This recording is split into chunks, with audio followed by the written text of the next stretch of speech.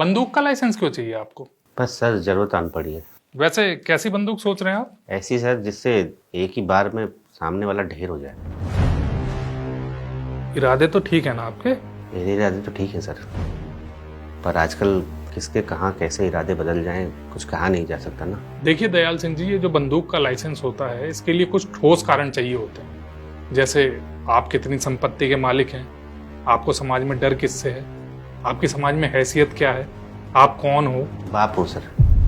बाप हो मतलब? मेरी 2 बेटियां हैं, उनकी सुरक्षा के लिए मुझे हथियार चाहिए। क्या बकवास है ये? आप यहाँ मेरा समय बर्बाद करने आए हैं? समय बर्बाद करने नहीं आया हूँ सर, समय तो हमारी बर्बादी का आ गया है। आए दिन ऐसी दर्दनाक घटनाएं देखने सुनने को मिलती हैं, इसीलिए मुझे अपनी बेटियों की सुरक्षा के लिए हथियार चाहिए सर। पर हमारे पास ऐसा कोई कॉलम नहीं है जिसमें हम इसलिए किसी को बंदूक का लाइसेंस दें क्योंकि उसके पास 2 बेटियां हैं। तो कॉलम बनाइए ना सर। उसके लिए कॉलम नहीं, कानून है। कहाँ है कानून सर? कभी नाबालिग होने की आड़ में, कभी रसूखदार होने की आड़ में अपराधी तो बच के निकलते ही जा रहे हैं ना।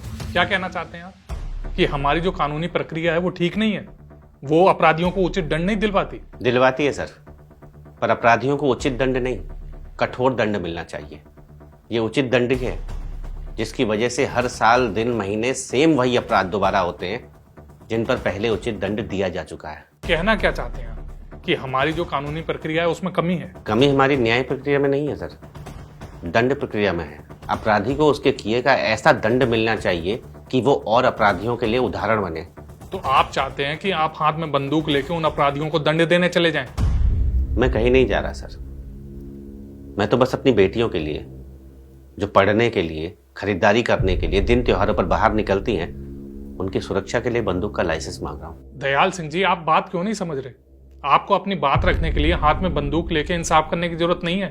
और भी तो माध्यम है, आप अपनी बात उन माध्यमों के द्वारा रख सकते हैं। क्या माध्यम है सर? सोशल मीडिया है, आप अपनी बात वहां रख सकते हैं। मीम सुना कर?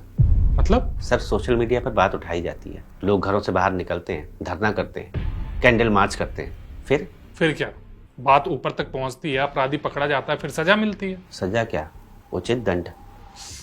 उचित दंड?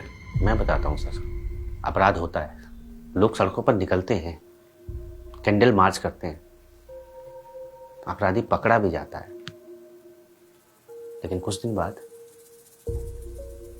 लोग भूल जाते हैं, लोग अपने घर वापस चले जाते हैं, कैंडल बुझ जाती है, और जिस अपराध की गंभीर सजा अपराधी को होनी चाहिए थी, इसी सोशल मीडिया में उसके मीम सुनने लगते हैं कि अपराधी ने ऐसा कहा है, वकील की दलील ये है।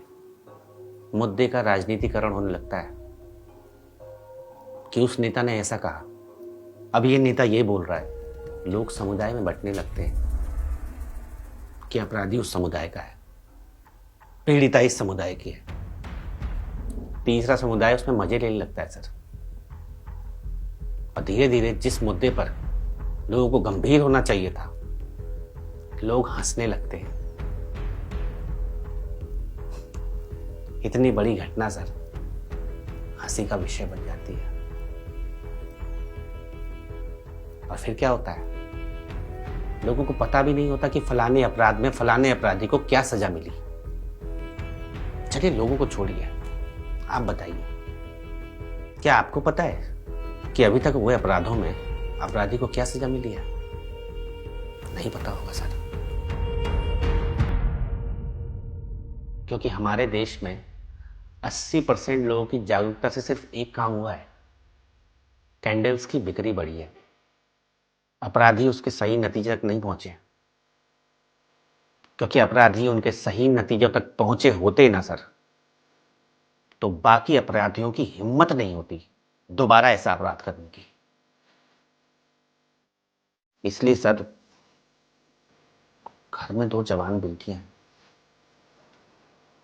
उनकी सुरक्षा के लिए मुझे बंदूक का लाइसेंस चाहिए।